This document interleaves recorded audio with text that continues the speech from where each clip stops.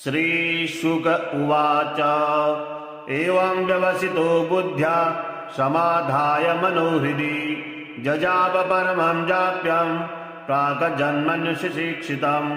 गजेन्द्र उवाच ॐ नमो भगवते तस्मै यत्तेतच्चिदात्मकं पुरुषायादिबीजाय परेशायाभिधीमहि यस्मिन्निदं यतश्चेदं येनेदं य इदं स्वयं योऽस्मात् परमाश्च परस्तं प्रपद्ये स्वयंभुवं यस्वात्मनीदं निजमायार्पितं क्वचिद्विभातं क्वचित्तिरोहितम् अविद्रदृक्षाक्षुभयं तदीक्षते स आत्ममूलोऽवतु मां परात्परः कालेन पञ्चत्वमिति कृतस्नो लोकेषु पालेषु च सर्वहेतुषु तमस्तदासीद् गहनं गभीरं यस्तस्य पारेभिर्विराजते विभु न यस्य देवा ऋषयः पदं विदुर्जन्तुः पुनः कोऽर्हति गन्तुमीरुतम्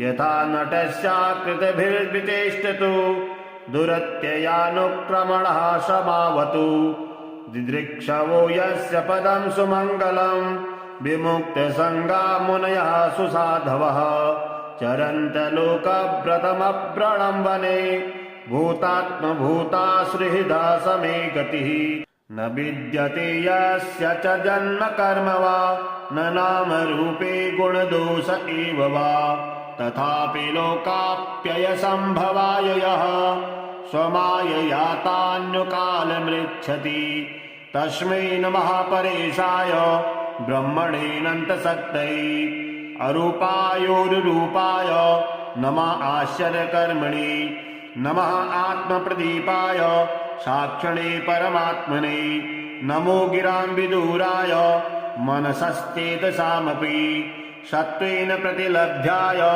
नैषकर्मेण विपश्चिता नमः कैवल्यनाथाय निर्वाणसुखसंविदे नमः शान्ताय घोराय मूढाय गुणधर्मिणे निर्विशेषाय साम्याय नमो ज्ञानघनाय च क्षेत्रज्ञाय नमस्तुभ्यं सर्वाध्यक्षाय साक्षिणे पुरुषायात्ममूलाय मूलप्रकृतये नमः सर्वेन्द्रियगुणद्रष्टे सर्वप्रत्ययहेतवे असदाच्छाय योक्ताय सदाभासाय ते नमः नमो नमस्तेऽखिलकारणाय निष्कारणायाद्भुतकारणाय सर्वागमाम्नाय महार्णवाय नमोपवर्गाय परायणाय गुणारचिन्नाचिद्दुष्पपाय तक्षोभविस्फूर्जितमानसाय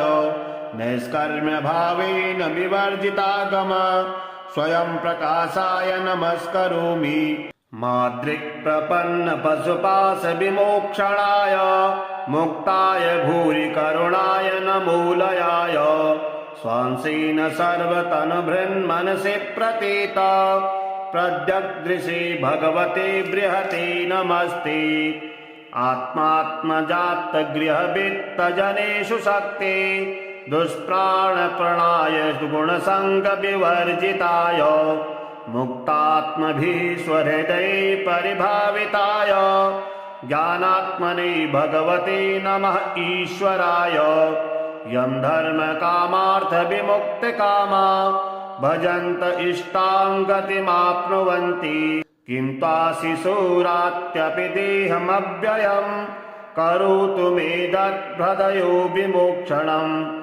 एकान्तिनो यस्य न कञ्चनार्थं वाछन्ति ये वै भगवत्प्रपन्ना अत्यद्भुतं तचरितं सुमङ्गलं गायन्त आनन्दसमुद्रमग्ना तमक्षरं ब्रह्म परं परेशामव्यक्तमाध्यात्मिकयोगगम्यम् अतीन्द्रियं सूक्ष्मविवातिदूरमनन्तमाद्यं परिपूर्णमीडे यस्य ब्रह्मादयो देवा वेदालोकश्चराचरा नामरूपविभेदेन फलज्ञा च कलया कृता यथार्चिषोऽग्ने सवितुर्गर्भस्थयो निर्यान्ति संयान्त्यसत्वित्सरोचिषः यथा यतोऽयं गुणसम्प्रवाहो बुद्धिर्मनः खानि शरीरसर्गा स वै न देवासुरमत्यतिरिङ्गा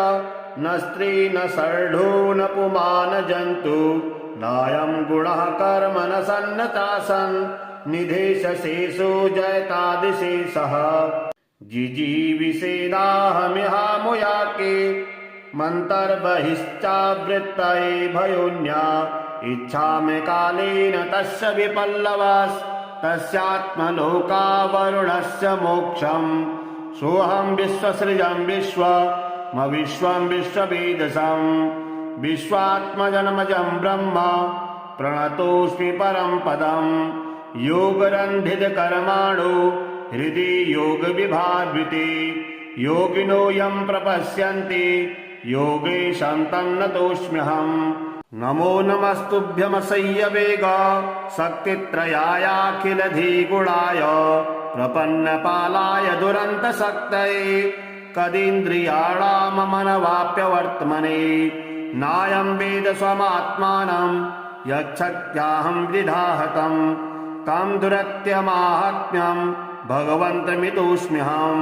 श्रीशुक उवाच एवं गजेन्द्रमुपवर्णितनिर्विशेषं ब्रह्मादयो विविधलिङ्गविधाभिमाना नैते यदुपसृशपुर्निखिलात्मकत्वात् तत्राखिलामरमयो हरिराविरासीत् तं दद्वतार्थमुपलभ्य जगन्निवास स्तोत्रं निसम्मदिग्विजयेशः सन्तु वद्भिः छन्दोमयेन गरुडेन समूह्यमानश्चक्रायुधोऽभ्यगमदासु यतो गजेन्द्रः सोऽन्तः सरस्यरुबलेन गृहीत आर्तो दृष्ट्वा गुरुत्तमतिहरिं तख उपात चक्रम् उच्छित्य साम्बुजकरं गिरमाः पृच्छत्सा नारायणाखिल गुरु भगवन्नमस्ते तं वीक्ष्य पीडितमजः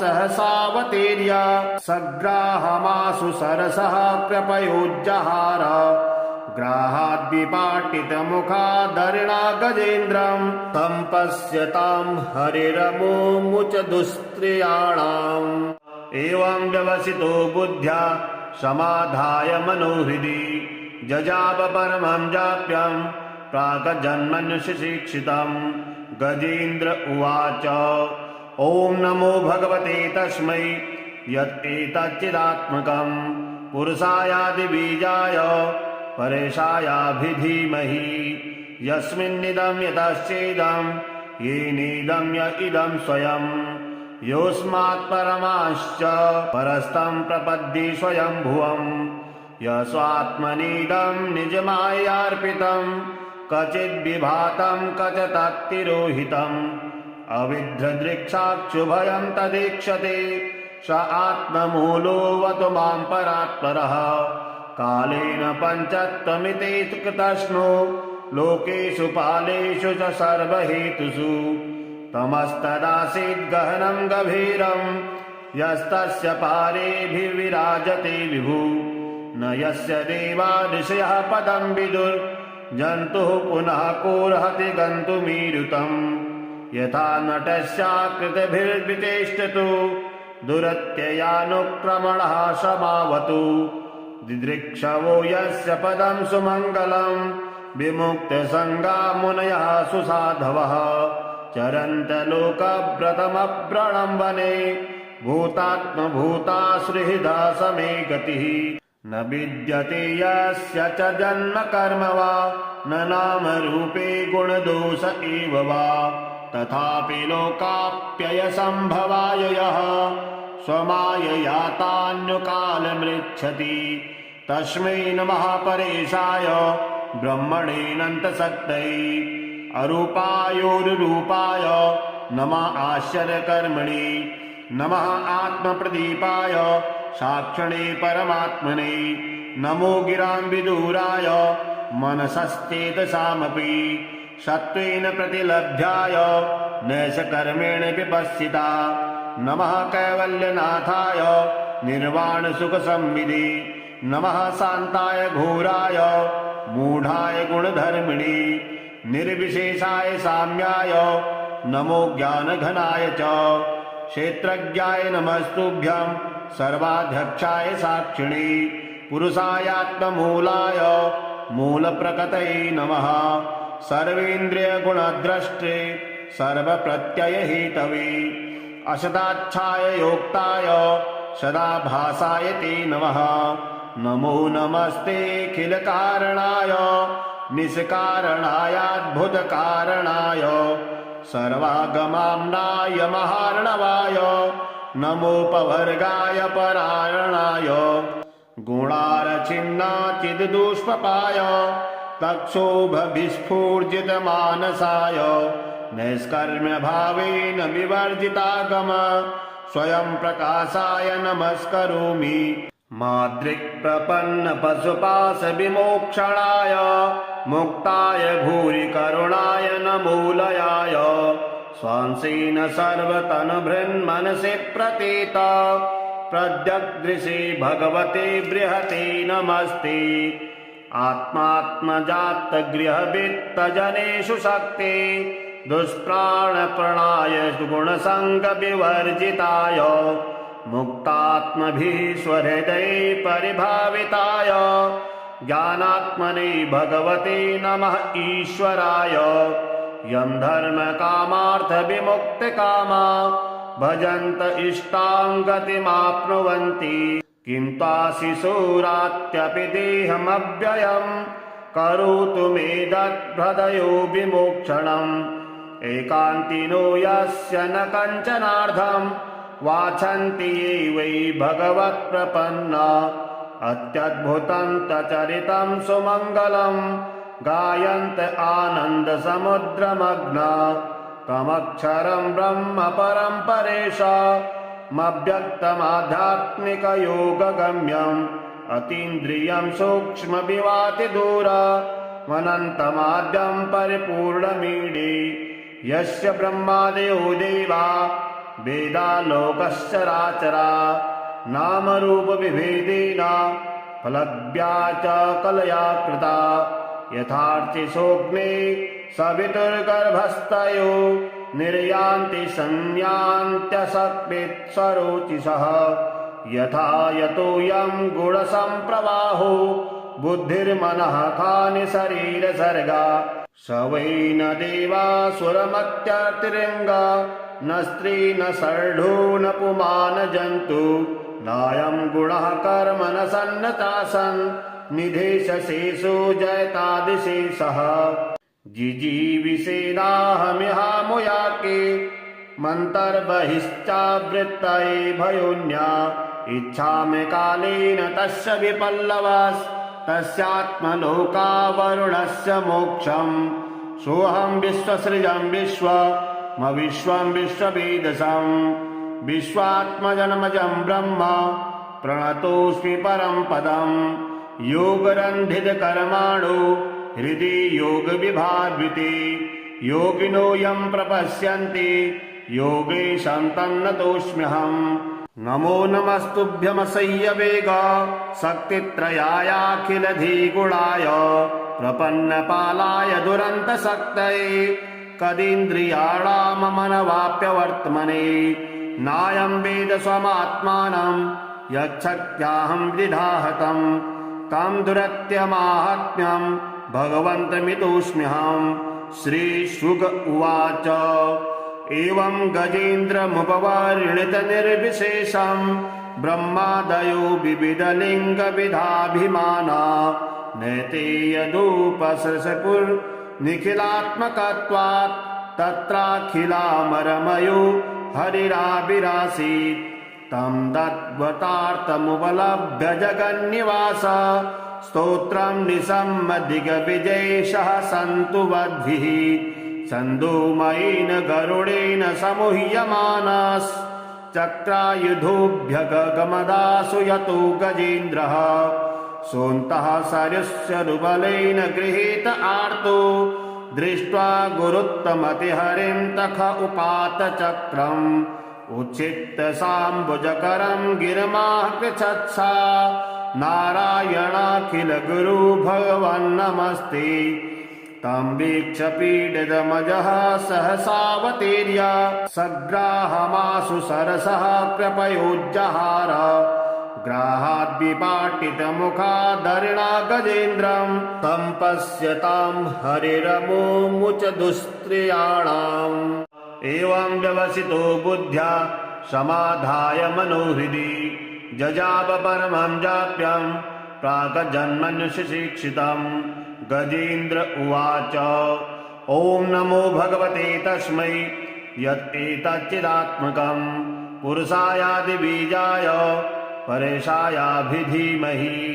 यस्मिन्निदं यतश्चेदं येनेदं य इदं स्वयं योऽस्मात् परमाश्च परस्तं प्रपद्ये स्वयंभुवम्। यस्वात्मनीदं निजमायार्पितं क्वचिद्विभातं क्वचित्तिरोहितम्। अविद्रदृक्षाक्षुभयं तदीक्षते स आत्ममूलोऽवतु मां परात्परः। कालेन पञ्चत्वमिति कृतस्नो लोकेषु पालेषु च सर्वहेतुषु। तमस्तदासीद् गहनं गभीरं यस्तस्य पारेभिर्विराजते विभु। न यस्य देवा ऋषयः पदं विदुर्जन्तुः पुनः कोऽर्हति गन्तुमीरुतम्। यथा नटस्याकृतिभिर्विचेष्टतो दुरत्ययानुक्रमणः समावतु। दिदृक्षवो यस्य पदं सुमङ्गलं विमुक्तसङ्गा मुनयः सुसाधवः। चरन्तलोकव्रतमव्रणं वने भूतात्मभूताश्रिहृदा समे गतिः। न विद्यते यस्य च जन्म कर्म वा न नाम रूपे गुणदोष एव वा। तथापि लोकाप्ययसम्भवाय यः स्वमाययातान्यकालमृच्छति तस्मै नमः परेशाय ब्रह्मणेऽनन्तशक्तये। अरूपायोरुरूपाय नमः आश्चर्यकर्मणे। नमः आत्मप्रदीपाय साक्षिणे परमात्मने। नमो गिरां विदूराय मनसश्चेतसामपि सत्त्वेन प्रतिलभ्याय नैषकर्मेण विपश्चिता। नमः कैवल्यनाथाय निर्वाणसुखसंविदे। नमः शान्ताय घोराय मूढाय गुणधर्मिणे। निर्विशेषाय साम्याय नमो ज्ञानघनाय च। क्षेत्रज्ञाय नमस्तुभ्यं सर्वाध्यक्षाय साक्षिणे। पुरुषायात्ममूलाय मूलप्रकृतये नमः। सर्वेन्द्रियगुणद्रष्टे सर्वप्रत्ययहेतवे। असदाच्छाय योक्ताय सदाभासाय ते नमः। नमो नमस्तेऽखिलकारणाय निष्कारणायाद्भुतकारणाय सर्वागमाम्नाय महार्णवाय। नमोपवर्गाय परायणाय गुणारचिन्नाचिद्दुष्पपाय तक्षोभविस्फूर्जितमानसाय। नैष्कर्म्यभावेन विवर्जितागम स्वयं प्रकाशाय नमस्करोमि। मादृक्प्रपन्नपशुपाशविमोक्षणाय मुक्ताय भूरि करुणाय नमोलयाय। स्वांसेन सर्वतनुभृन्मनसि प्रतीत प्रत्यग्दृशे भगवते बृहते नमस्ते। आत्मात्मजातगृहवित्तजनेषु शक्ति दुष्प्राणप्रणाय गुणसङ्गविवर्जिताय। मुक्तात्मभिः स्वहृदये परिभाविताय ज्ञानात्मने भगवते नमः ईश्वराय। यं धर्मकामार्थविमुक्तकामा भजन्त इष्टां गतिमाप्नुवन्ति। किं त्वाशिशोरात्यपि देहमव्ययं करोतु मे दद्भृदयो विमोक्षणम्। एकान्तिनो यस्य न कञ्चनार्थं वाछन्ति ये वै भगवत्प्रपन्ना। अत्यद्भुतं तचरितं सुमङ्गलं गायन्त आनन्दसमुद्रमग्ना। तमक्षरं ब्रह्म परं परेश मव्यक्तमाध्यात्मिकयोगगम्यम् अतीन्द्रियं सूक्ष्मविवातिदूरमनन्तमाद्यं परिपूर्णमीडे यस्य ब्रह्मादयो देवा वेदालोकश्चराचरा नामरूपविभेदेन फलव्या च कलया कृता यथार्थे सोऽग्ने सवितुर्गर्भस्थयो निर्यान्ति संयान्त्यसक्वेत्सरोचिषः यथा यतोऽयं गुणसम्प्रवाहो बुद्धिर्मनः खानि शरीरसर्गा स वै न देवासुरमत्यतिरिङ्गा न स्त्री न षड्ढो न पुमान जन्तु नायं गुणः कर्म न सन्न चासन् निधेशशेषो जयतादिशेषः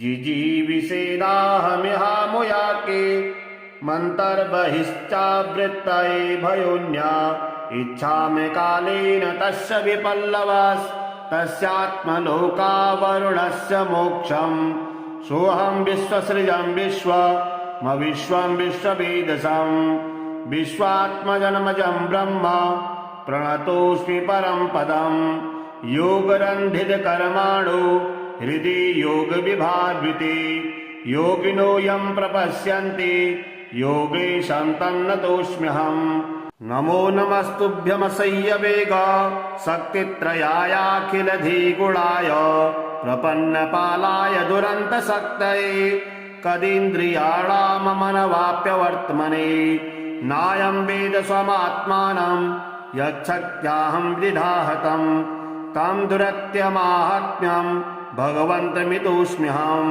श्रीशुक उवाच एवं गजेन्द्रमुपवर्णितनिर्विशेषं ब्रह्मादयो विविधलिङ्गविधाभिमाना नैते यदुपसृशपुर्निखिलात्मकत्वात् तत्राखिलामरमयो हरिराविरासीत् तं दद्वतार्थमुपलभ्य जगन्निवास स्तोत्रं निशम्मदिग्विजयेशः सन्तु वद्भिः छन्दोमयेन गरुडेन समूह्यमानश्चक्रायुधोऽभ्यगमदासु यतो गजेन्द्रः सोऽन्तः सरुस्यरुबलेन गृहीत आर्तो दृष्ट्वा गुरुत्तमतिहरिं तख उपात चक्रम् उच्छित्य साम्बुजकरं गिरिमाकृच्छत्सा नारायणाखिल गुरु भगवन्नमस्ते तं वीक्ष्य पीडितमजः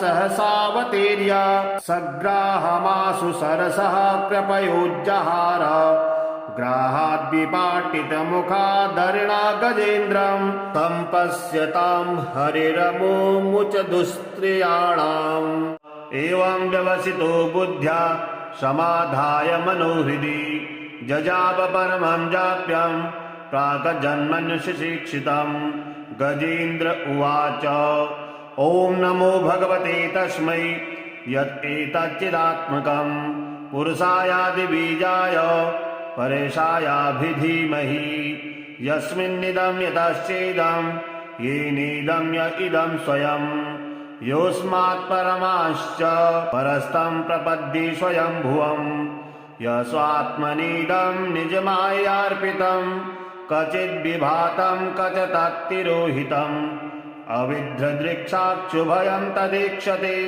स आत्ममूलोऽवतु मां परात्परः कालेन पञ्चत्वमिते कृतस्नो लोकेषु पालेषु च सर्वहेतुषु तमस्तदासीद् गहनं गभीरं यस्तस्य पारेभिर्विराजते विभु न यस्य देवा ऋषयः पदं विदुर्जन्तुः पुनः कोऽर्हति गन्तुमीरुतम् यथा नटस्याकृतिभिर्विचेष्टतो दुरत्ययानुक्रमणः समावतु दिदृक्षवो यस्य पदं सुमङ्गलं विमुक्तसङ्गा मुनयः सुसाधवः चरन्तलोकव्रतमव्रणं वने भूतात्मभूतासुहृदा समे गतिः न विद्यते यस्य च जन्म कर्म वा न नाम रूपे गुणदोष एव वा तथापि लोकाप्ययसम्भवाय यः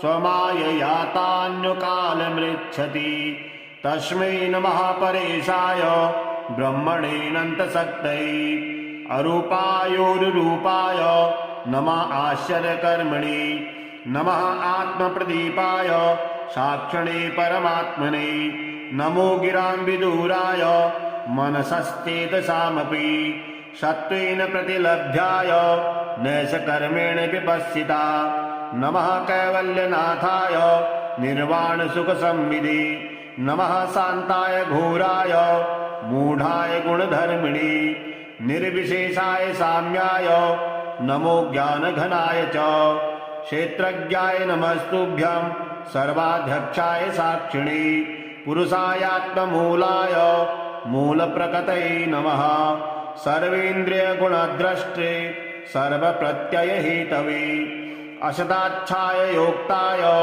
सदाभासाय ते नमः नमो नमस्तेऽखिलकारणाय निष्कारणायाद्भुतकारणाय सर्वागमाम्नाय महार्णवाय नमोपवर्गाय परायणाय गुणारचिन्नाचिद्दुष्पपाय तक्षोभविस्फूर्जितमानसाय नैष्कर्म्यभावेन विवर्जितागम स्वयं प्रकाशाय नमस्करोमि माद्रिक्प्रपन्नपशुपाशविमोक्षणाय मुक्ताय भूरि करुणाय नमोलयाय स्वांसेन सर्वतनुभृन्मनसि प्रतीत प्रद्यग्दृशे भगवते बृहते नमस्ते आत्मात्मजातगृहवित्तजनेषु शक्ति दुष्प्राणप्रणाय गुणसङ्गविवर्जिताय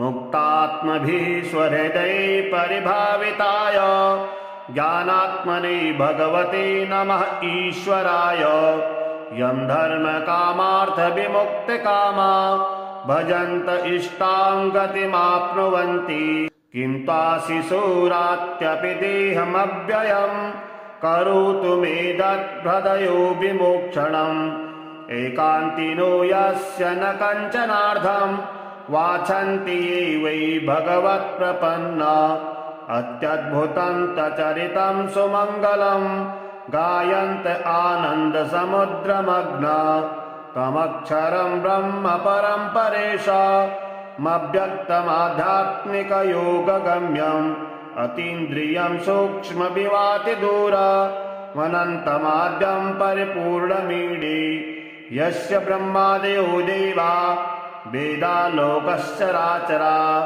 नामरूपविभेदेन फलज्ञा च कलया कृता यथार्चिसोऽग्ने सवितुर्गर्भस्थयो निर्यान्ति संयान्त्यसकृत्स्वरोचिषः यथा यतोऽयं गुणसम्प्रवाहो बुद्धिर्मनः खानि शरीरसर्गा स वै न देवासुरमत्यतिरिङ्गा न स्त्री न शर्ढो न पुमान जन्तु नायं गुणः कर्म न सन्नतासन् निधेशशेषो जयतादिशेषः जिजीविषेणाहमिहामुयाके मन्तर्बहिश्चावृत्तये भयोन्या इच्छामि कालेन तस्य विपल्लवास्तस्यात्मलोकावरुणस्य मोक्षम् सोऽहं विश्वसृजं विश्वं विश्ववेदसम् विश्वात्मजन्मजं ब्रह्म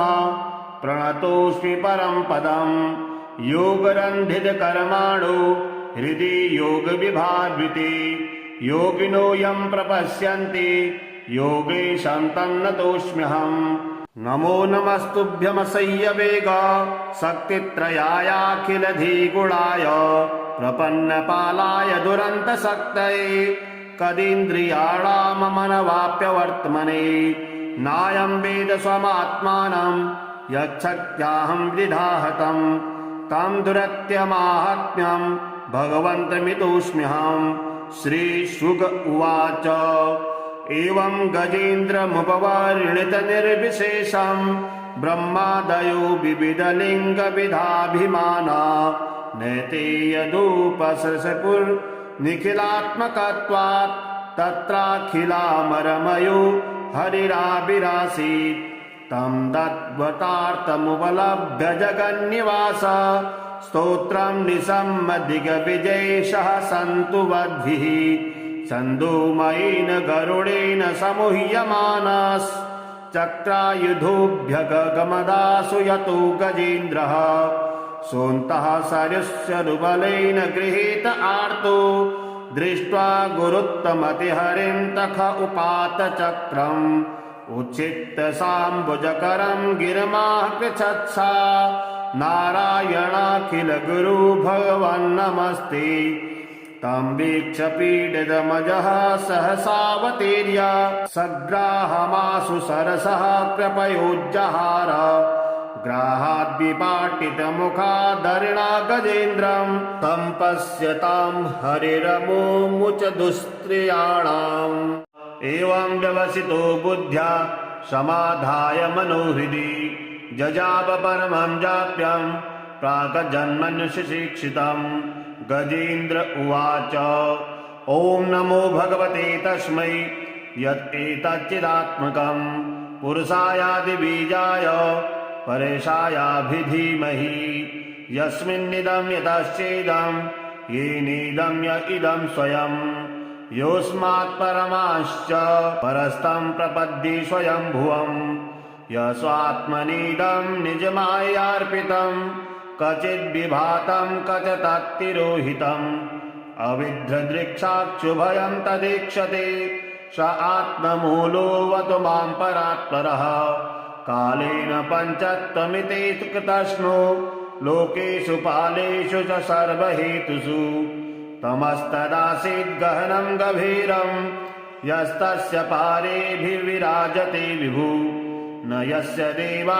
ऋषयः पदं विदुर्जन्तुः पुनः कोऽर्हति गन्तुमीरुतं यथा नटस्याकृतिभिर्विचेष्टतो दुरत्ययानुक्रमणः समावतु दिदृक्षवो यस्य पदं सुमङ्गलं विमुक्तसङ्गा मुनयः सुसाधवः चरन्त लोकव्रतमव्रणं वने भूतात्मभूतासुहृदा समे गतिः न विद्यते यस्य च जन्म कर्म वा न नाम रूपे गुणदोष एव वा तथापि लोकाप्ययसम्भवाय यः स्वमाययातान्युकालमृच्छति तस्मै नमः परेशाय ब्रह्मणेऽनन्तशक्तये अरूपायोरुरूपाय नमः आश्चर्यकर्मणे नमः आत्मप्रदीपाय साक्षिणे परमात्मने नमो गिरां विदूराय मनसश्चेतसामपि सत्त्वेन प्रतिलभ्याय नैषकर्मेण विपश्चिता नमः कैवल्यनाथाय निर्वाणसुखसंविदे नमः शान्ताय घोराय मूढाय गुणधर्मिणे निर्विशेषाय साम्याय नमो ज्ञानघनाय च क्षेत्रज्ञाय नमस्तुभ्यं सर्वाध्यक्षाय साक्षिणे पुरुषायात्ममूलाय मूलप्रकृतये नमः सर्वेन्द्रियगुणद्रष्टे सर्वप्रत्ययहेतवे असदाच्छाय योक्ताय सदाभासाय ते नमः नमो नमस्तेऽखिलकारणाय निष्कारणायाद्भुतकारणाय सर्वागमाम्नाय महार्णवाय नमोपवर्गाय परायणाय गुणारचिन्नाचिद्दुष्पपाय तक्षोभविस्फूर्जितमानसाय नैष्कर्म्यभावेन विवर्जितागम स्वयं प्रकाशाय नमस्करोमि माद्रिक्प्रपन्नपशुपाशविमोक्षणाय मुक्ताय भूरि करुणाय नमोलयाय स्वांसेन सर्वतनुभृन्मनसि प्रतीत प्रद्यग्दृशे भगवते बृहते नमस्ते आत्मात्मजातगृहवित्तजनेषु शक्ते दुष्प्राणप्रणाय गुणसङ्गविवर्जिताय मुक्तात्मभिः स्वहृदये परिभाविताय ज्ञानात्मने भगवते नमः ईश्वराय यं धर्मकामार्थविमुक्तकामा भजन्त इष्टां गतिमाप्नुवन्ति किं त्वाशिशोरात्यपि देहमव्ययम् करोतु मेदद्भृदयो विमोक्षणम् एकान्तिनो यस्य न कञ्चनार्थम् वाछन्ति ये वै भगवत्प्रपन्ना अत्यद्भुतं तचरितं सुमङ्गलम् गायन्त आनन्दसमुद्रमग्ना तमक्षरं ब्रह्म परं परेशामव्यक्तमाध्यात्मिकयोगगम्यम् अतीन्द्रियं सूक्ष्मविवातिदूरमनन्तमाद्यं परिपूर्णमीडे यस्य ब्रह्मादयो देवा वेदालोकश्चराचरा नामरूपविभेदेन फलज्ञा च कलया कृता यथार्चिषोऽग्ने सवितुर्गर्भस्थयो निर्यान्ति संयान्त्यसकृत्स्वरोचिषः यथा यतोऽयं गुणसम्प्रवाहो बुद्धिर्मनः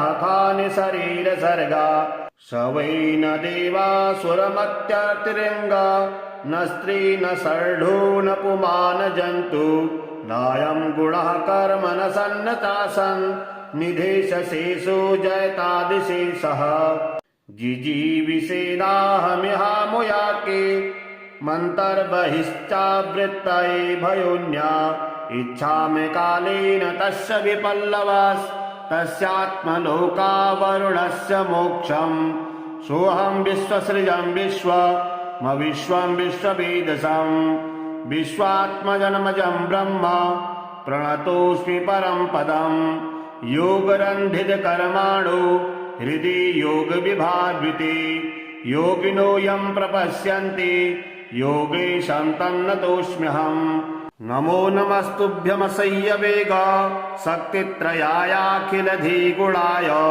प्रपन्नपालाय दुरन्तशक्तये कदीन्द्रियाणाममनवाप्यवर्त्मने नायं वेद स्वमात्मानं यच्छक्त्याहं विधाहतं तं दुरत्यमाहात्म्यं भगवन्तमितोऽस्म्यहम् श्रीशुक उवाच एवं गजेन्द्रमुपवर्णितनिर्विशेषं ब्रह्मादयो विविधलिङ्गविधाभिमाना नैते यदुपसृशपुर्निखिलात्मकत्वात् तत्राखिलामरमयो हरिराविरासीत् तं तद्वतार्थमुपलभ्य जगन्निवास स्तोत्रं निसम्मदिग्विजयेशः सन्तु वद्भिः छन्दोमयेन गरुडेन समूह्यमानश्चक्रायुधोऽभ्यगमदासु यतो गजेन्द्रः सोऽन्तः सरस्वरुबलेन गृहीत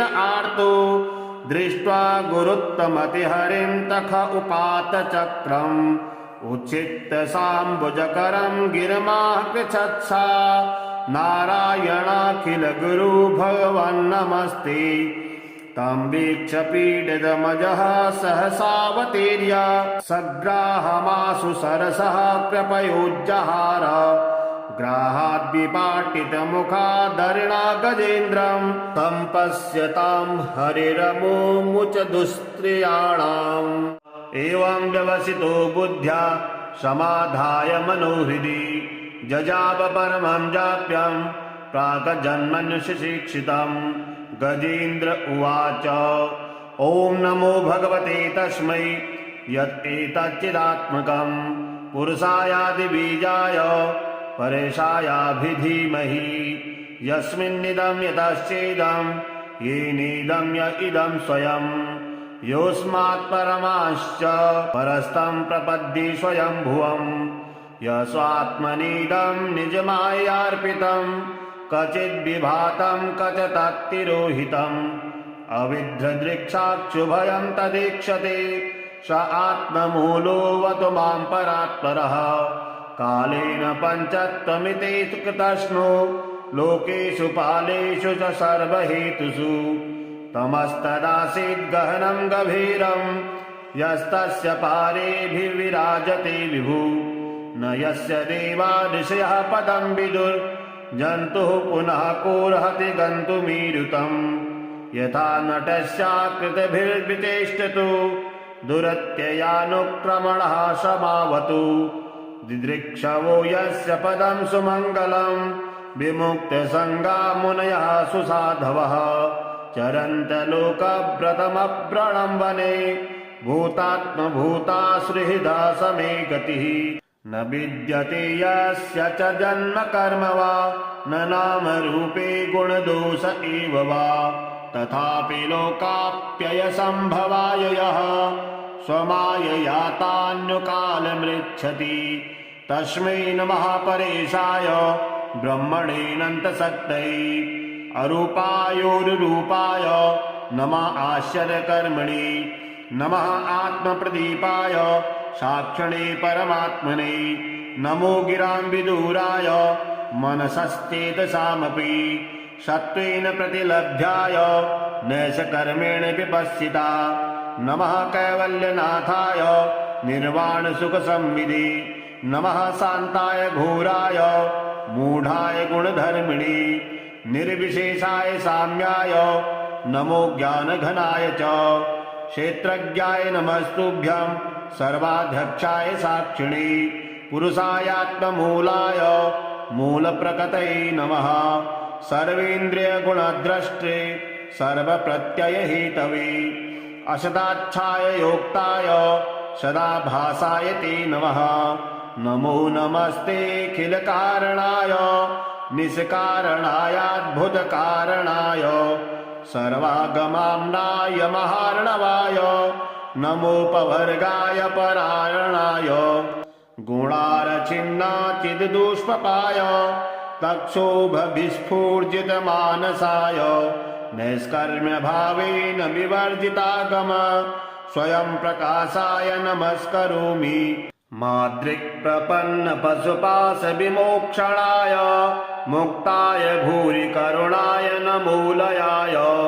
स्वांसेन सर्वतनुभृन्मनसि प्रतीत प्रद्यग्दृशे भगवते बृहते नमस्ते आत्मात्मजातगृहवित्तजनेषु शक्ते दुष्प्राणप्रणाय गुणसङ्गविवर्जिताय मुक्तात्मभिः स्वहृदये परिभाविताय ज्ञानात्मने भगवते नमः ईश्वराय यं धर्मकामार्थविमुक्तकामा भजन्त इष्टां गतिमाप्नुवन्ति किं त्वाशिशूरात्यपि देहमव्ययम् करोतु मे दद्भृदयो विमोक्षणम् एकान्तिनो यस्य न कञ्चनार्थम् वाछन्ति ये वै भगवत्प्रपन्ना अत्यद्भुतं तचरितं सुमङ्गलं गायन्त आनन्दसमुद्रमग्ना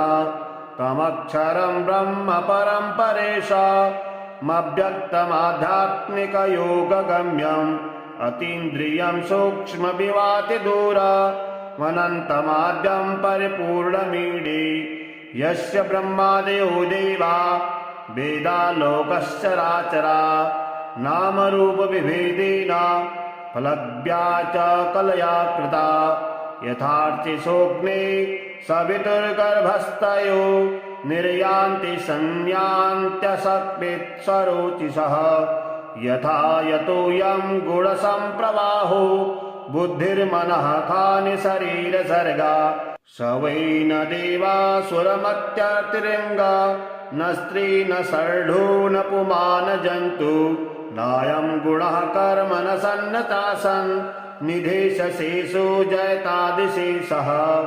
जिजीविषेदाहमिहामुयाके मन्तर्बहिश्चावृत्तये भयोन्या इच्छामि कालेन तस्य विपल्लवास्तस्यात्मलोकावरुणस्य मोक्षम् सोऽहं विश्वसृजं विश्वं विश्ववेदसं विश्वात्मजन्मजं ब्रह्म प्रणतोऽस्मि परं पदम् योगरन्धितकर्माणो हृदि योगविभावृते योगिनो यं प्रपश्यन्ति योगेशं तन्नतोऽस्म्यहम् नमो नमस्तुभ्यमसह्यवेग शक्तित्रयायाखिलधिगुणाय प्रपन्नपालाय दुरन्तशक्तये कदीन्द्रियाणाममनवाप्यवर्त्मने नायं वेद स्वमात्मानं यच्छक्त्याहं विधाहतम् तं दुरत्यमाहात्म्यं भगवन्तमितोऽस्म्यहं। श्रीशुक उवाच एवं गजेन्द्रमुपवर्णितनिर्विशेषं ब्रह्मादयो विविधलिङ्गविधाभिमाना नैते यदुपसरसपुर्निखिलात्मकत्वात् तत्राखिलामरमयो हरिराविरासीत्। तं दत्वतार्थमुपलभ्य जगन्निवास स्तोत्रं निसम्मदिग्विजयेशः सन्तु वद्भिः।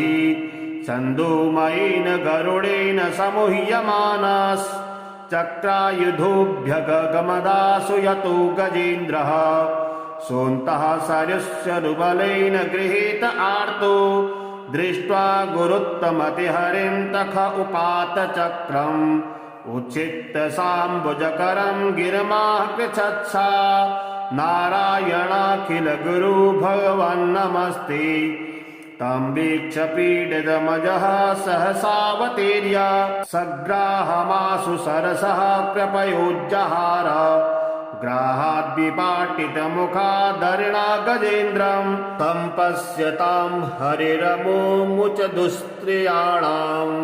एवं व्यवसितो बुद्ध्या समाधाय मनोहृदि जजाप परमं जाप्यं प्राक्जन्मन्युशिक्षितं। गजेन्द्र उवाच ॐ नमो भगवते तस्मै यत्एतच्चिदात्मकं पुरुषायादिबीजाय परेशायाभिधीमहि। यस्मिन्निदं यतश्चेदं येनेदं य इदं स्वयं योऽस्मात् परमाश्च परस्तं प्रपद्ये स्वयंभुवं।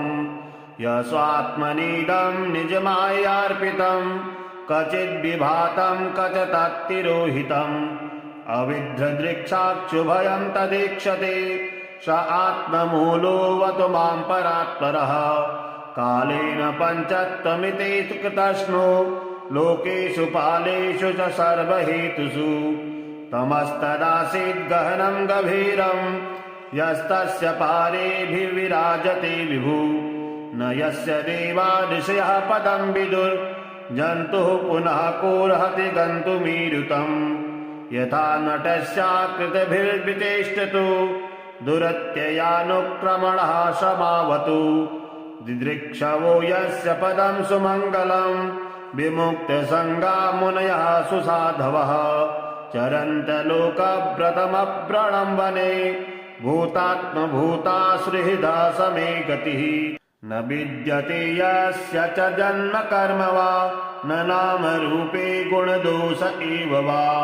तथापि लोकाप्ययसम्भवाय यः स्वमायया तान्युकालमृच्छति तस्मै नमः परेशाय ब्रह्मणेऽनन्तशक्तये। अरूपायोरुरूपाय नमः आश्चर्यकर्मणे। नमः आत्मप्रदीपाय साक्षिणे परमात्मने। नमो गिराम्बिदूराय मनसश्चेतसामपि सत्त्वेन प्रतिलभ्याय नैषकर्मेण विपश्चिता। नमः कैवल्यनाथाय निर्वाणसुखसंविदे। नमः शान्ताय घोराय मूढाय गुणधर्मिणे। निर्विशेषाय साम्याय नमो ज्ञानघनाय च। क्षेत्रज्ञाय नमस्तुभ्यं सर्वाध्यक्षाय साक्षिणे। पुरुषायात्ममूलाय मूलप्रकृतये नमः। सर्वेन्द्रियगुणद्रष्टे सर्वप्रत्ययहेतवे। असदाच्छाय योक्ताय सदाभासाय ते नमः। नमो नमस्तेऽखिलकारणाय निष्कारणायाद्भुतकारणाय सर्वागमाम्नाय महार्णवाय। नमोपवर्गाय परायणाय गुणारचिन्नाचिद्दुष्पपाय तक्षोभविस्फूर्जितमानसाय। नैष्कर्म्यभावेन विवर्जितागम स्वयं प्रकाशाय नमस्करोमि। माद्रिक्प्रपन्नपशुपाशविमोक्षणाय मुक्ताय भूरि करुणाय नमोलयाय। स्वांसेन सर्वतनुभृन्मनसि प्रतीत प्रद्यग्दृशे भगवते बृहते नमस्ते। आत्मात्मजातगृहवित्तजनेषु शक्ति दुष्प्राणप्रणाय गुणसङ्गविवर्जिताय मुक्तात्मभिः स्वहृदये परिभाविताय ज्ञानात्मने भगवते नमः ईश्वराय यं धर्मकामार्थविमुक्तकामा भजन्त इष्टां गतिमाप्नुवन्ति किं ताशिशूरात्यपि देहमव्ययम् करोतु मे दद्भृदयो विमोक्षणम् एकान्तिनो यस्य न कञ्चनार्थम् वाछन्ति ये वै भगवत्प्रपन्ना अत्यद्भुतं तचरितं सुमङ्गलं गायन्त आनन्दसमुद्रमग्ना तमक्षरं ब्रह्म परं परेशामव्यक्तमाध्यात्मिकयोगगम्यम् अतीन्द्रियं सूक्ष्मविवातिदूरमनन्तमाद्यं परिपूर्णमीडे यस्य ब्रह्मादयो देवा वेदालोकश्चराचरा नामरूपविभेदेन फलज्ञा च कलया कृता यथार्चिसोऽग्ने सवितुर्गर्भस्थयो निर्यान्ति संयान्त्यसत्वित्सरोचिषः यथा यतोऽयं गुणसम्प्रवाहो बुद्धिर्मनः खानि शरीरसर्गा स वै न देवासुरमत्यतिरङ्गा न स्त्री न शर्ढो न पुमान जन्तु नायं गुणः कर्म न सन्नतासन् निधेशशेषो जयतादिशेषः जिजीविषेदाहमिहामुयाके मन्तर्बहिश्चावृत्तये भयोन्या इच्छामि कालेन तस्य विपल्लवास्तस्यात्मलोकावरुणस्य मोक्षम् सोऽहं विश्वसृजं विश्वं विश्ववेदसं विश्वात्मजन्मजं ब्रह्म प्रणतोऽस्मि परं पदम् योगरन्धितकर्माणो हृदि योगविभावृते योगिनो यं प्रपश्यन्ति योगेशं तन्नतोऽस्म्यहम् नमो नमस्तुभ्यमसह्यवेग शक्तित्रयायाखिलधिगुणाय प्रपन्नपालाय दुरन्तशक्तये कदीन्द्रियाणाममनवाप्यवर्त्मने नायं वेद स्वमात्मानं यच्छक्त्याहं विधाहतम् तं दुरत्यमाहात्म्यं भगवन्तमितोऽस्म्यहम् श्रीशुक उवाच एवं गजेन्द्रमुपवर्णितनिर्विशेषं ब्रह्मादयो विविधलिङ्गविधाभिमाना नैते यदुपसृशपुर्निखिलात्मकत्वात् तत्राखिलामरमयो हरिराविरासीत् तं दत्वतार्थमुपलभ्य जगन्निवास स्तोत्रं निसम्मदिग्विजयेशः सन्तु वद्भिः छन्दोमयेन गरुडेन समूह्यमानश्चक्रायुधोऽभ्यगमदासु यतो गजेन्द्रः सोऽन्तः सरुबलेन गृहीत आर्तो दृष्ट्वा गुरुत्तमतिहरिं तख उपात चक्रम् उच्छित्त साम्बुजकरं गिरमाः कृच्छत्सा नारायणाखिल गुरु भगवन्नमस्ते तं वीक्ष पीडितमजः सहसावतीर्य सग्राहमाशु सरसः कृपयोज्जहार ग्राहाद्विपाटितमुखादरिणा गजेन्द्रं तं पश्यतां हरिरमुमुच दुस्त्रियाणाम्।